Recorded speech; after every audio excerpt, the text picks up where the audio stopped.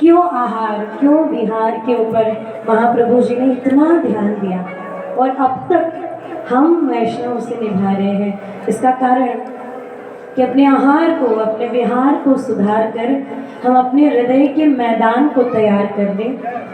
जब हमारे आहार और योग के विहार के द्वारा हमारा हृदय रूपी मैदान तैयार हो जाएगा तो निश्चित क्रीड़ा करने यहाँ पधारेंगे।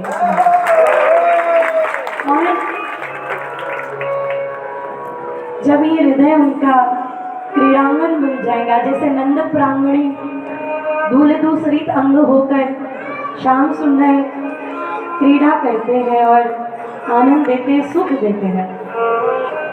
ब्रज संतों से ही सुना, ब्रज के रसिकों से ही सुना, जो भी सुना कि लीला यानी क्या, जहाँ भगवान अपनी भगवत सत्ता भूल जाते हैं और जहाँ डिवोटी एक भक्त उनमें विलीन हो जाता है, तो उनका समर्पण और प्रभु का विस्मरण अपनी सत्ता का। मैंने ऐसे एक बार बड़े जय जय से निवेदन किया, जय जय क्षमा पर ऐश्वर्य लीला से अधिक मन माधुर्य लीला की ओर आकृष्ट होता है। तो जय जय ने बड़ा सुंदर उत्तर दिया था कि यदि माधुर्य लीला तो है निश्चित, किंतु उसमें ऐश्वर्य का भाव न होना तो नायक नायिका का भाव आ जाएगा। तो जिस दिन ऐश्वर्य लीला और माधुर्य लीला संग संग चलेगी तो उनकी सत्ता क्या है, और उस सत्ता को भूल कर वे नंद प्रांगणे दहली उलंग सकत नहीं, दहली तक उलंग लान नहीं लग पा रहे हैं, और मैया को कहने मैया इतना कर दो ना, मुझे उस पार पहुंचा दो ना। और कहीं हमारी चर्चा हो रही थी, बड़ी सुंदर चर्चा चली कि बार बार प्रभु खुद बता रहे हैं मैं ब्रह्म हूँ, मैं ब्रह्म हूँ, और फिर भी मैया तो कहती है अरे ये तो मेरा भ्रम होगा, मेरा लाला तो छोटा सा लाला है उनके। तो ये भाव, ये भाव कहीं तो इस मैदान में जागे और यहाँ में प्रेम से होली खेलने आए। तो इसीलिए आपने, प्रभु ने स्वयं स्वर्ण मूर्ति नहीं दी, शब्द मूर्ति दी, ताकि वाणी के रूप में, हमारे संतों के वाणी के रूप में वही शब्द मूर्ति हमारे आसपास रहे।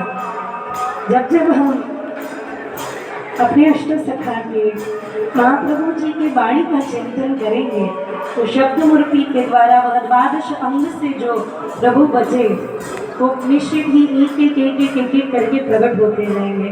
कभी उनके नूपुरों का, मैं जब जाती तब जे कहते कि मैं कहती जाने का मन नहीं होता है, फिर से इधर आने का मन नहीं होता है।